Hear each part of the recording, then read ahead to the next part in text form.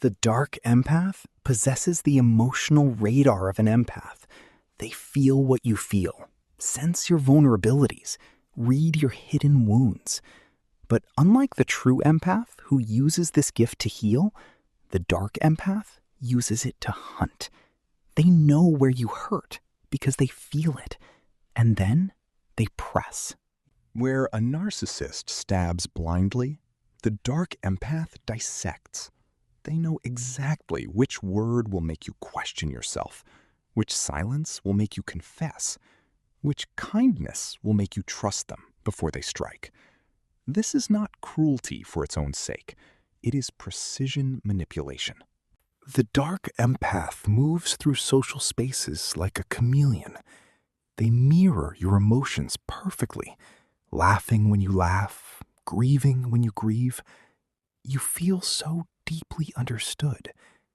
That understanding, however, is not connection. It is reconnaissance. How do you spot the Dark Empath? They are not loud like the narcissist. They are not needy like the borderline. They are charming, sometimes painfully so. But watch for the gaps. Watch when you are vulnerable. Does your pain move them to action, or does it move them to advantage? The Dark Empath will remember every secret you share, and one day, that memory will become leverage. The Dark Empath's signature move is the compassion trap. They offer deep listening, profound validation, emotional safety. You give them your trust, your secrets, your heart. Then, when you are most connected, most open, most defenseless, they withdraw. The warmth vanishes. You are left confused, craving the connection you felt. That craving becomes your leash. The Dark Empath does not need to threaten. They do not need to shout. They have mapped your emotional landscape. They know the quickest path to your guilt, your fear, your compliance. A single sentence, softly spoken. I thought you were different. After everything I've done for you. Maybe you're right. I'm just too sensitive. Each phrase perfectly calibrated. The tragedy is that the Dark Empath often started as a true empath. They were the ones who felt too much, who were wounded by that feeling, who learned to armor themselves with control. Somewhere along the way, they decided, if I can feel everything, I can use everything. Feeling became power. Compassion became currency. This is not a call to hate the Dark Empath. It is a call to recognize them, because recognition is protection. The Dark Empath exploits your need to be seen, your hunger for deep connection. When you know the pattern, you can break it. Test them. Share a small vulnerability and watch. Do they use it kindly, or do they store it, waiting for the right moment? The Dark Empath cannot resist the leverage. They will eventually deploy what you gave them. When they do, you will see them clearly for the first time, and you will walk away. Protect yourself first. Do not give your emotional map to anyone who has not earned it. Watch for those who ask too many questions about your wounds without sharing their own. The Dark Empath will know your story. You will know nothing of theirs. The Dark Empath is not evil in the cartoon sense. They are deeply wounded people who learned a terrible lesson. Vulnerability is dangerous, so I will weaponize yours while hiding my own. But understanding their origin does not mean tolerating their behavior. Healing from a Dark Empath requires reclaiming your own emotional map. They have convinced you that your vulnerabilities are weaknesses they exposed. In truth, they are simply human. Everyone has them. The difference is that healthy people protect them and share them only with those who have earned the right. The Dark Empath relies on your ignorance.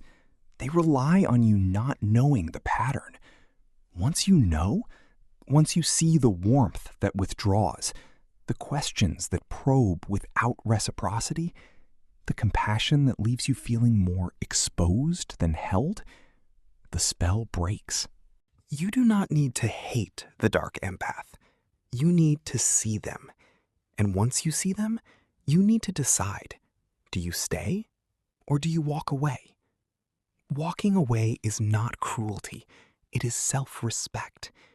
The Dark Empath will call it abandonment. That is their word for your boundaries. The Dark Empath is not your responsibility to fix. They are not your project. Your only responsibility, to yourself, to those you love, is to recognize the pattern and protect your emotional map. The aftermath. Part 1 taught you to see the Dark Empath. Part 2 teaches you to become immune. Because seeing is not enough. The Dark Empath adapts. When their usual tactics fail, they escalate. What worked on you once, they will try again in a different form. Immunity is not about building thicker walls. Thick walls become prisons. Immunity is about neutrality, the ability to receive information without emotional reaction. The Dark Empath feeds on your emotional response. Anger, guilt, fear, even pity, all are fuel. Take away the fuel, and the fire dies. The second pillar, time delay. The Dark Empath thrives on urgency.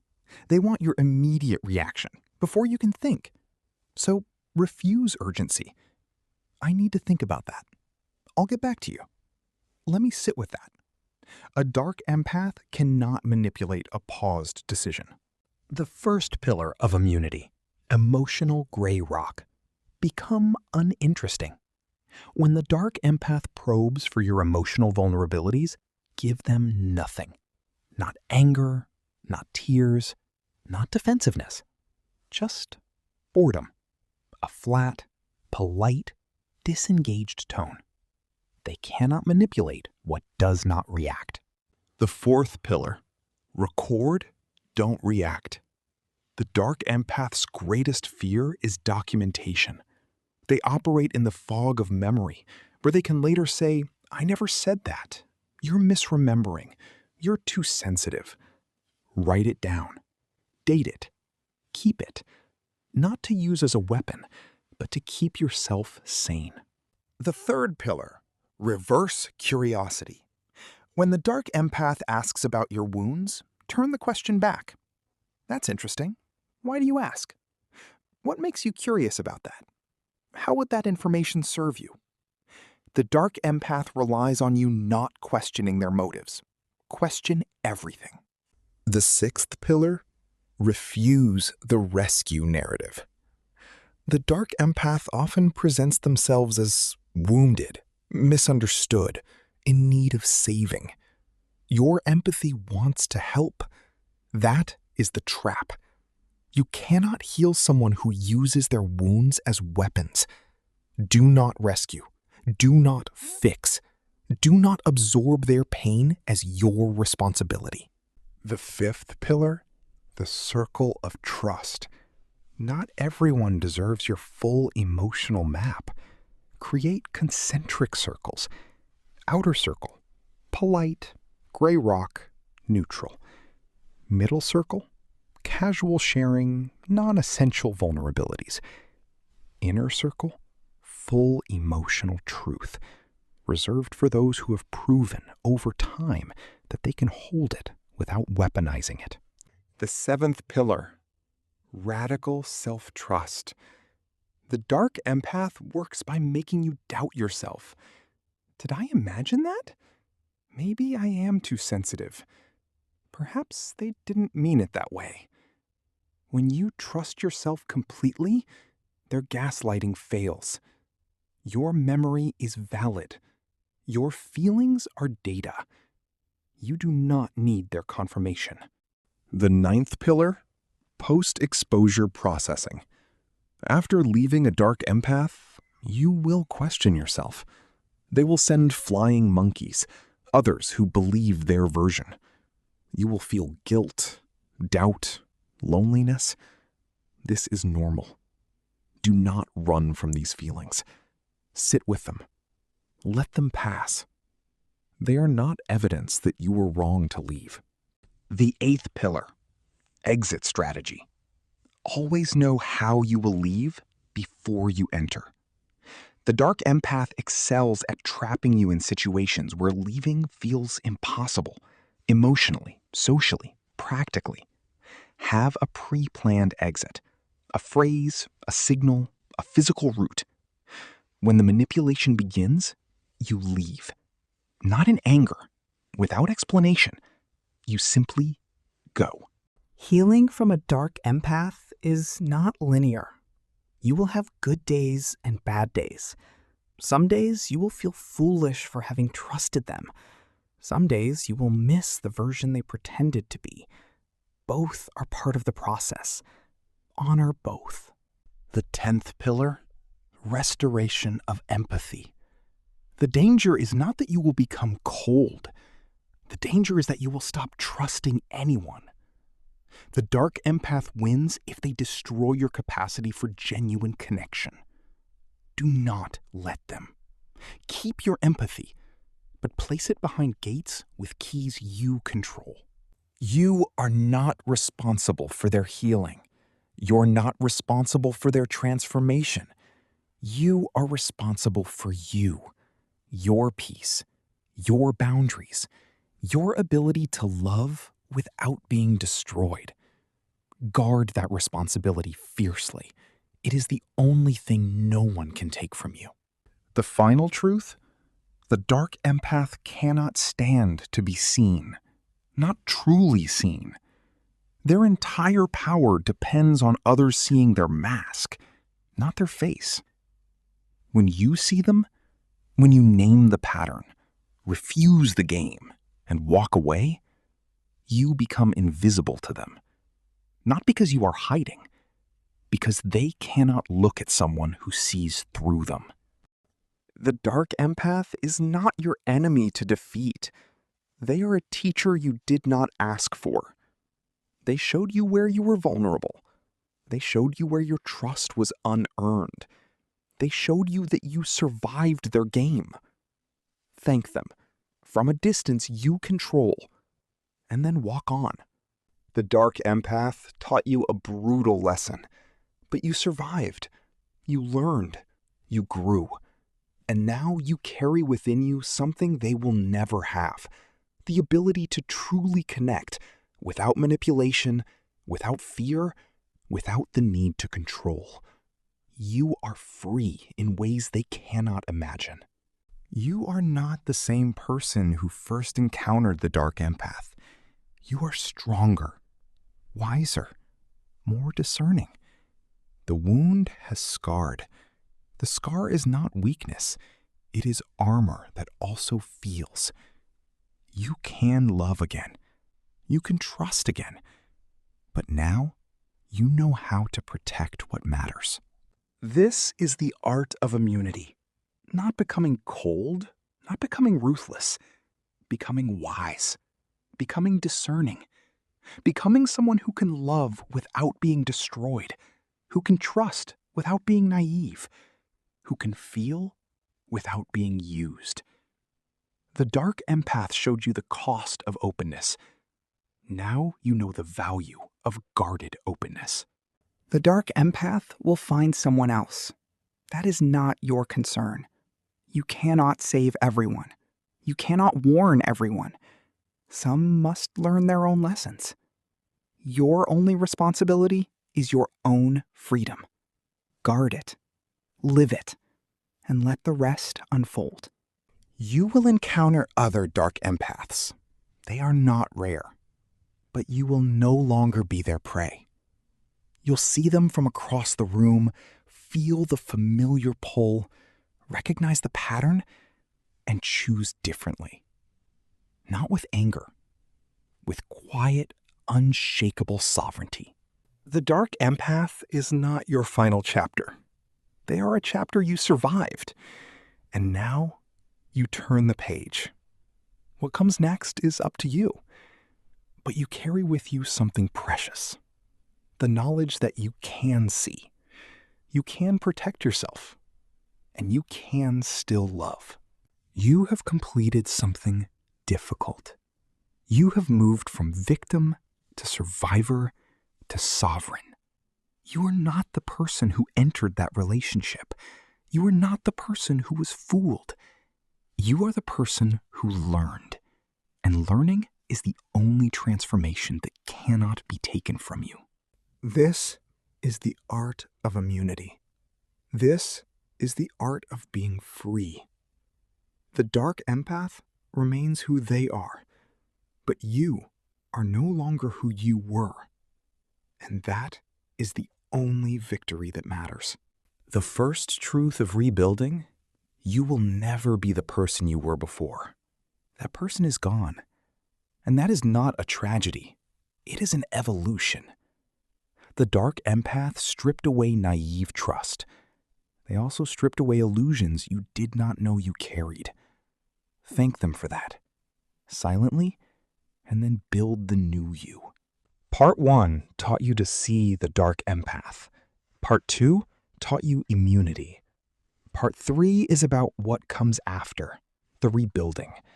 Because surviving the Dark Empath is only half the journey. The other half is learning to live again. The third truth: the Dark Empath may try to return. They often do. They orbit past victims, testing for openings. A birthday message. A sorry that explains nothing. A shared memory designed to trigger nostalgia. This is not reconciliation. It is reconnaissance. Recognize it as such. The second truth: your trust was not stupid. It was generous. The Dark Empath exploited generosity, not foolishness. Do not punish your future self for your past self's openness. That openness is a gift. It just needs better gatekeeping, not elimination. The fourth truth: you may encounter enablers, friends, family, colleagues who say, "But they're not that bad. You should forgive. Can't you just move on?" These people are not necessarily malicious. They are uncomfortable with your boundary because it reflects their own lack of boundaries. Do not convince them. Do not defend your position. Simply state, "I have made my decision. I am not discussing it further." The sixth truth: you must learn to trust yourself before you trust anyone else. Your internal compass was damaged. The Dark Empath kept you doubting your perceptions. Recalibrate. Start with small decisions. What to eat, where to go, how to spend an hour. Each time you trust your own choice, you strengthen the muscle. The fifth truth: rebuilding takes longer than you want. You will have setbacks. A dream about the Dark Empath, a song that triggers the memory, a moment of weakness where you almost reach out. These are not failures. They are evidence that you are human.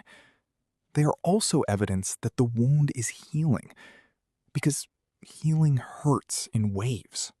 The eighth truth: your empathy is not a weakness. It was never the problem. The problem was the absence of boundaries around it. Think of empathy as a river. Without banks, it floods and destroys. With banks, it nourishes everything it touches. Build your banks. Keep your river. The seventh truth: you will be tempted to become the Dark Empath yourself, to use what you learned against others, to manipulate before you can be manipulated. This is the shadow side of recovery. Do not walk that path. If you become what hurt you, they win twice. Once then, and now through you. The 10th truth: forgiveness is optional. You do not owe the Dark Empath forgiveness. You do not owe them understanding. You do not owe them a single moment of your peace. Some people say forgiveness is for you, not for them. That can be true. But sometimes indifference is more healing than forgiveness. Choose what serves you.